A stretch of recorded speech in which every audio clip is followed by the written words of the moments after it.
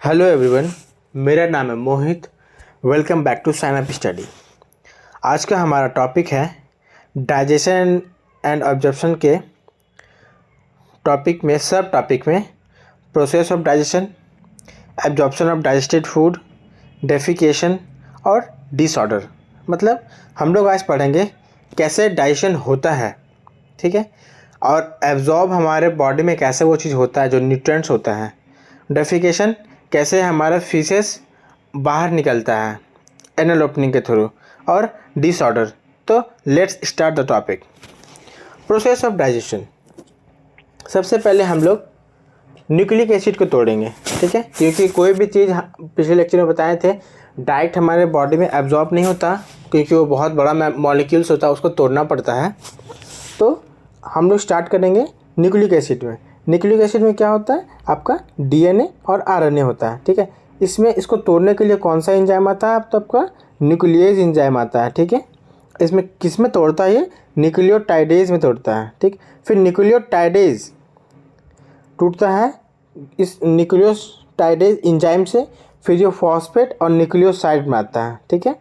और फिर ये दोनों को तोड़ता है कौन, आपका न्यूक्लियोसाइडेज। फिर इससे क्या बनता है, शुगर और नाइट्रोजन बेस, ठीक है। तो पहले आपको समझ में आ गया न्यूक्लिक एसिड। फिर से एक बार बता देते हैं। न्यूक्लिक एसिड में क्या होता है, डीएनए आरएनए होता है। इसको कौन तोड़ता है, तो आपका न्यूक्लियस तोड़ता है, ठीक है। और किस में कन्वर्ट करता है, न्यूक्लियोटाइडेज में, ठीक। और फिर न्यूक्लियोटाइडेज टूटता है न्यूक्लियोटाइडेज एंजाइम से, जो क्या बनता है, फॉस्फेट बनता है और आपका न्यूक्लियोसाइड बनता है। फिर ये दोनों टूटता है किसके प्रेजेंस में, न्यूक्लियोसाइडेज के प्रेजेंस में ये टूटता है दोनों, फॉस्फेट और न्यूक्लियोसाइड, जो बनता है आपका शुगर और नाइट्रोजन बेस, ठीक है। और ये सब कहाँ होता है, तो हमारे ड्यूडनम में। ड्यूडनम कहाँ है, स्मॉल इंटेस्टाइन में, ठीक है। अब देखिए इमल्सिफिकेशन ऑफ फैट, मतलब बाइल साल्ट। पिछले लेक्चर में बताए थे कि फैट को कौन तोड़ता है, बाइल साल्ट तोड़ता है। तो ये भी कहाँ होता है, ड्यूडनम में होता है, ठीक है। देखिए ट्राइग्लिसराइड और लिपिड जो फैट होता है वो किसके प्रेजेंस में टूटता है। ट्राइग्लिसराइड और लिपिड जो तो फैट होता है किसके प्रेजेंस में टूटता है, तो आपका पेनक्रियाटिक लाइपेज के थ्रू ये टूटता है, और टूट के ये डाइग्लिसराइड और फैटी एसिड बनाता है, ठीक है। फिर आपका वो इंटेस्टाइनल लाइपेज में से टूटता है, डाइसैकेराइड और डाइग्लिसराइड और फैटी एसिड, जो किसमें बनता है, मोनोग्लिसराइड और फैटी एसिड में। फिर इंटेस्टाइनल लिपेज में टूटता है, फिर ये किस में कन्वर्ट होता है, फैटी एसिड और ग्लिसरॉल में। फिर ये एब्जॉर्ब हो जाता है हमारे बॉडी में, ठीक है। एब्जॉर्प्शन भी पढ़ेंगे कहाँ होता है। तो ट्राइग्लिसराइड फिर से बता देते हैं। ट्राइग्लिसराइड जो टूटता है पेनक्रियाटिक लाइपेज के प्रेजेंस में, मतलब एंजाइम हम पिछले लेक्चर में बताए हैं, उसको भी आप लोग देख लीजिएगा, तब इसको कंटिन्यू कीजिएगा, तब समझ में आएगा और बहुत अच्छे से। ये टूटता है किसमें, डाइग्लिसराइड और फैटी एसिड में, ठीक है। फिर डाइग्लिसराइड को मोनोग्लिसराइड में कन्वर्ट करते हैं, किसके थ्रू, इंटेस्टाइनल लाइपेज के थ्रू। फिर मोनोग्लिसराइड को हम लोग ग्लिसरॉल में टूटते हैं, जो एब्जॉर्बेबल होता है किसके प्रेजेंस में, इंटेस्टाइनल लाइपेज के थ्रू, ठीक है। इसमें दो बार इंटेस्टाइनल लाइपेज आता है यहाँ और यहाँ पे, और एक बार पेनक्रियाटिक लाइपेज आता है, ठीक है। अब देखिए स्टार्च कैसे टूटता है हमारे बॉडी में, टूट के कैसे एब्जॉर्ब हम लोग करते हैं, ठीक है। स्टार्च अब हम पढ़ते हैं।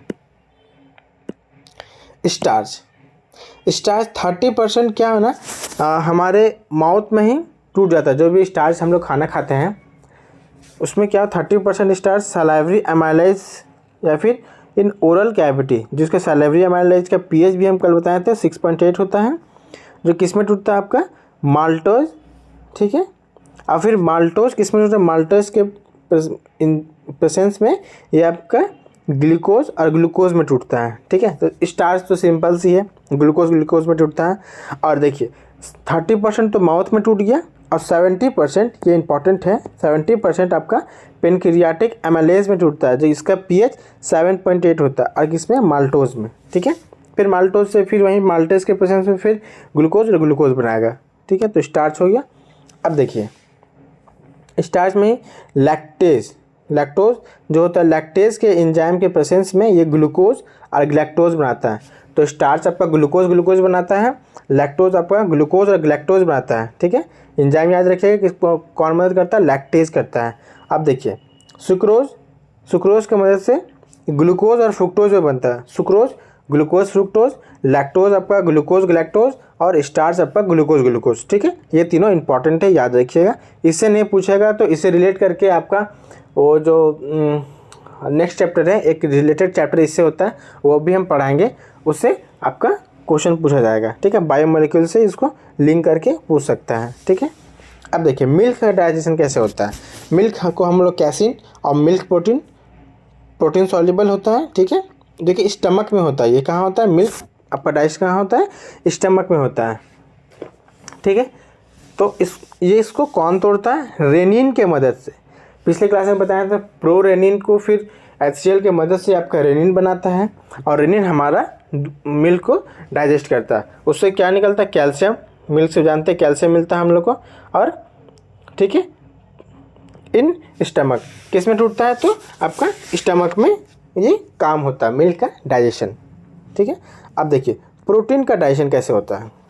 प्रोटीन का डाइजेशन क्या होता है, 50% प्रोटीन जो पेप्सिन याद है आपका, ये आपका पेप्सिनोजिन से बनता है, जो कि पेप्सिनोजिन इनएक्टिव होता है, उसको एक्टिव कौन करता है, तो HCl एक्टिव करता है, जो किस में कन्वर्ट करता है, पेप्सिन में कन्वर्ट करता है। पेप्सिन एक एंजाइम पर जैसा काम करता है जो प्रोटीन को तोड़ता है। ठीक है, तो प्रोटीन 50% प्रोटीन किस में टूटता है, प्रोटोजेस और पेप्टोन में टूटता है, और ये भी कहाँ होता है, आपका स्टमक में। ये सब याद रखिएगा कहाँ कहाँ क्या क्या होता है। ठीक है, स्टमक हो गया। पिछले क्लास में हम सारा एंजाइम बता चुके थे, ये सब पेप्सिनोजिन प्रोरेनिन सब, तो आप लोग पिछले लेक्चर देखिएगा।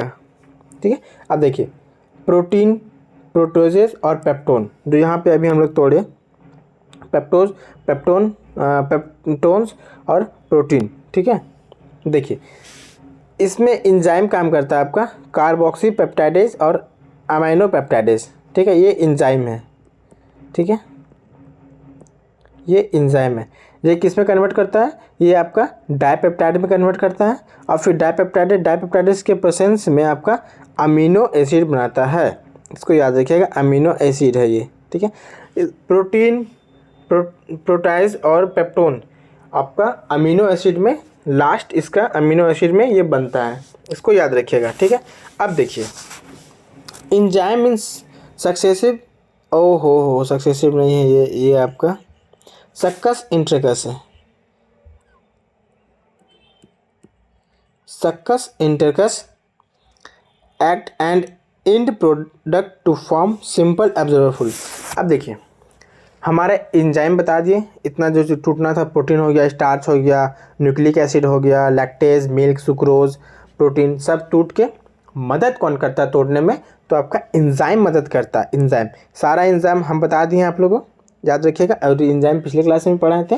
ठीक है, उसको मदद करके सिंपल एब्जॉर्बेबल फॉर्म में, ताकि हमारा बॉडी उसको एब्जॉर्ब कर सके, वो कहाँ, सक्कस इंट्रेकस में। ठीक है, होता है। अब देखिए मैक्सिमम डाइजेशन बताए थे ड्यूडनम में होता है, जो कि स्मॉल इंटेस्टाइन का पार्ट है।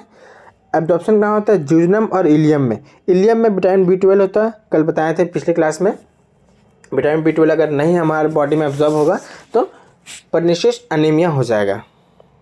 ठीक है, बोलस जो स्वेलिंग और डिग्लिगेशन करते हैं ना, जो खाना निगलते हैं, जो बोलस बनता है, बताए थे, जो खाना खाते हैं, जो हम लोग सलाइवा और टंग के थ्रू वो बोलस बनता है, तो उसको बोलस बोलते हैं।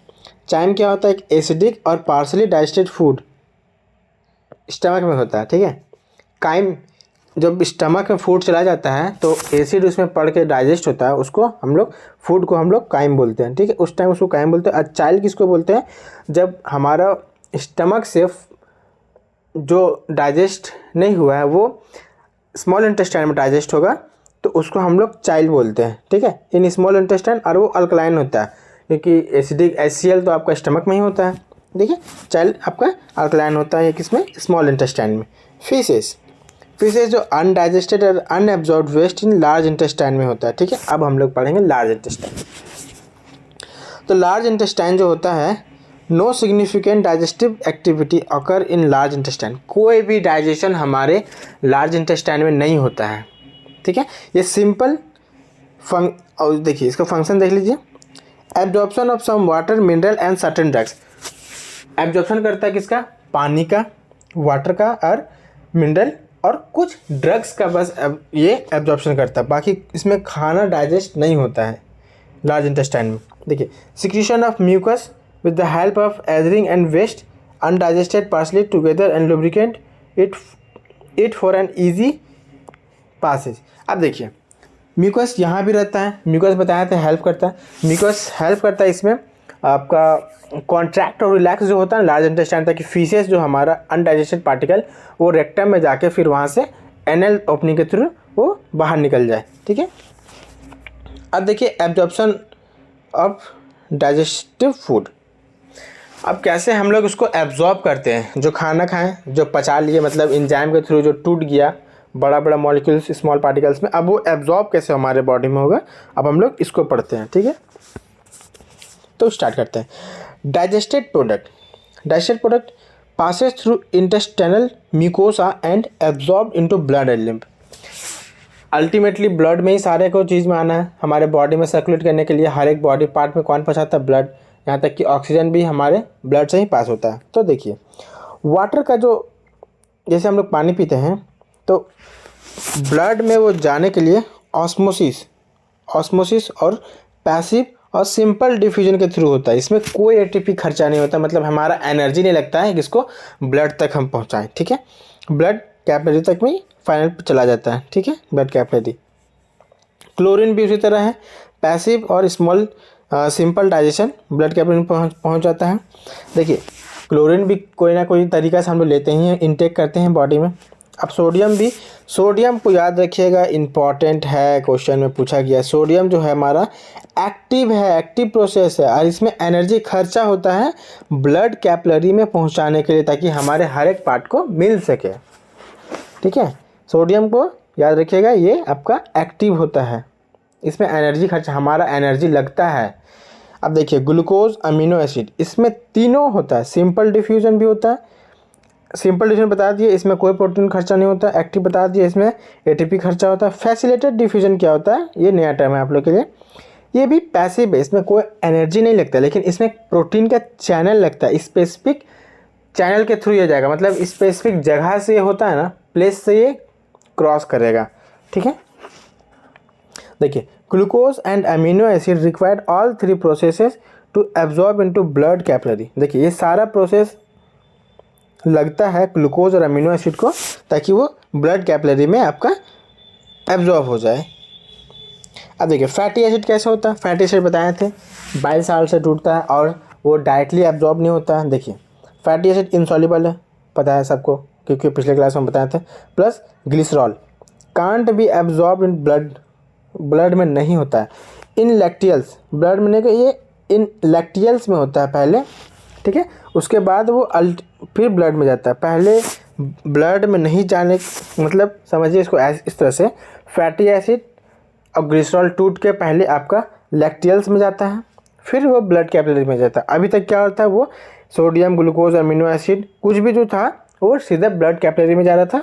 फैटी एसिड में बस आप लोग को ये याद रखना है कि लैक्टिकल्स में पहले जाता है, लैक्टिकल में पहले जाता है, उसके बाद वो ब्लड कैपिलरी में जाता है, ठीक है। मिसल्स स्मॉल ड्रॉपलेट होता है फैट का ही, जो बड़ा बड़ा बाइल साल्ट तोड़ता है फैट को, लार्ज मॉलिक्यूल को स्मॉल ड्रॉपलेट में। मिसल सिंपल डिफ्यूजन से काइलोमैक्रिन बताए थे। काइलोमैक्रिन क्या होता है, ये देखिए काइलोमैक्रिन जो होता है very small protein coated fat globule. Fat के, मान लीजिए ये फैट है और इसका हम लोग कवर कर देते हैं, ये आपका कवर हो गया है, तो ये आपका काइलोमैक्रिन हो गया, ठीक है, ये आपका काइलोमैक्रिन हो गया। लैक्टिकल, देखिए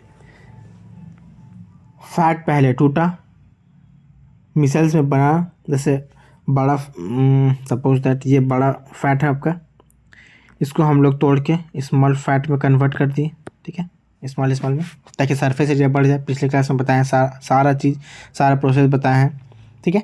अब यहाँ से वो आपका मिसेल्स इसको बोलते हैं, स्मॉल पार्टिकल को मिसेल्स बोलते हैं, स्मॉल फैट को।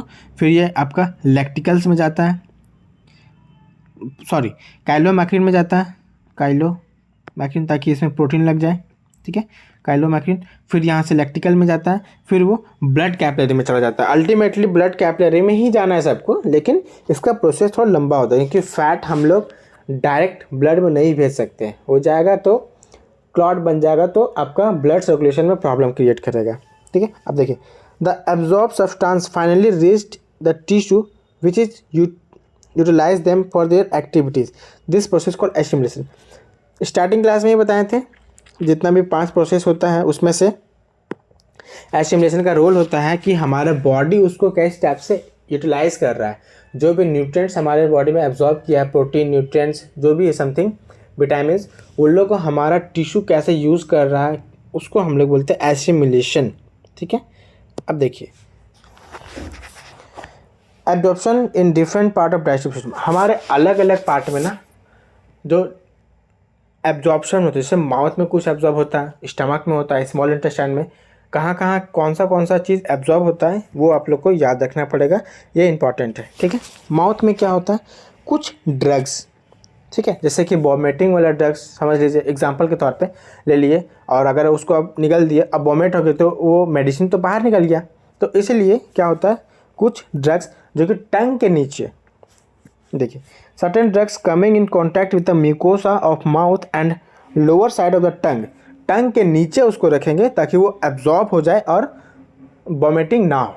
ये जस्ट एग्जांपल नहीं है, और भी बहुत सारे मेडिसिन जो टंग पे लेते हैं, ठीक है, एब्जॉर्ब, और इन ब्लड कैपिलरी से लाइनिंग है वहीं से चला जाता है। अब स्टमक में क्या होता है, स्टमक में आपका एब्जॉर्प्शन ऑफ वाटर होता है, सिंपल शुगर होता है, एंड अल्कोहल होता है। हाँ, याद रखिएगा, अल्कोहल आपका स्टमक में एब्जॉर्ब होता है, ठीक है, और यहीं से आपका वो होता है अल्कोहल। अब स्मॉल इंटेस्टाइन में क्या होता है आपका देखिए, स्मॉल इंटेस्टाइन में मैक्सिमम डाइजेशन और मैक्सिमम एब्जॉर्प्शन होता है, हम बता चुके हैं इसको। तो principal organ of absorption of nutrient, देखिए प्रिंसिपल ये हेड है, ठीक है। The digestion is completed here and final product of digestion such as glucose, fructose, fatty acid are absorb through mucosa into blood stream and lymph. देखिए, यहाँ पे आपका बहुत सारा एब्जॉर्ब होता है, जैसे कि फ्रुक्टोज हो गया, ठीक है, फ्रुक्टोज, फैटी एसिड, ग्लूकोज, और ये बहुत सारी चीज़ यहाँ पे एब्जॉर्ब होता है, याद रखना है। मैक्सिमम डाइजेशन और एब्जॉर्प्शन कहाँ होता है, तो स्मॉल इंटेस्टाइन में। पार्टिकुलर डाइजेशन कहाँ, ड्यूडेनम में होता है, और एब्जॉर्प्शन कहाँ होता है आपका मैक्सिमम, तो जेजुनम में होता है, ये याद रखिएगा, ठीक है। अब लार्ज इंटेस्टाइन में हम पढ़ते हैं, लार्ज इंटेस्टाइन में बताए थे बहुत कम एब्जॉर्प्शन होता है, वाटर और सम मिनरल एंड ड्रग्स, यह हम बता चुके हैं, ठीक है। अब देखिए, डेफिकेशन क्या होता है, जितना डाइजेशन होना था, एब्जॉर्प्शन होना था, सब हो गया। अब देखिए, अनडाइजेस्टेड और अनएब्जॉर्ब जो फूड होता है ना, वो हमारे रेक्टम में जाके, देखिए, द डाइजेस्टिव वेस्ट, मतलब वही अनएब्जॉर्ब और अनडाइजेस्टेड फूड, उसको डाइजेस्टिव वेस्ट बोल दिए, सॉलिडिफाइड इनटू कोहेरेंट फीसेस, ये फीसेस में कन्वर्ट हो जाता है, मतलब वेस्ट मटेरियल में, ठीक है। इन rectum initiated in neural reflex causing अर्ज एंड डिज़ायर फॉर रिमूवल। अब देखिए, रेक्टम में हमारा ये होता है, मतलब प्रोसेस स्टार्ट होता है, और न्यूरल रिफ्लेक्स जो हमारा मॉर्निंग में देखिएगा, एनल के थ्रू जो निकलता है ना वेस्ट पार्टिकल मॉर्निंग पे, या फिर कभी भी, ऐसा नहीं कि फिक्स टाइम है कि मॉर्निंग पे ही निकले, ठीक है। तो ये रिफ्लेक्स होता है कि ये हम लोग कंट्रोल कर सकते हैं, ठीक है, ये वॉलंटरी मूवमेंट होता है, वॉलंटरी प्रोसेस होता है, ये हम अपने रिमूवल को कब निकालें और उसको रोक भी सकते हैं, ठीक है।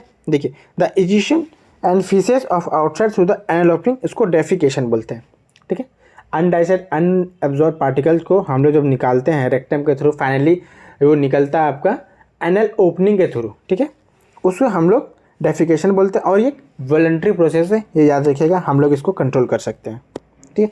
अब देखिए, डिसऑर्डर बहुत इंपॉर्टेंट है, डिसऑर्डर, ठीक है। देखिए, जॉन्डिस मतलब समझ सकते हैं, पीलिया, बाइल पिगमेंट जमा हो जाता है लिवर पे। देखिए, द लीवर इज अफेक्टेड, इसमें क्या होता है, लीवर अफेक्ट हो जाता है और बाइल स्टोर हो जाता है।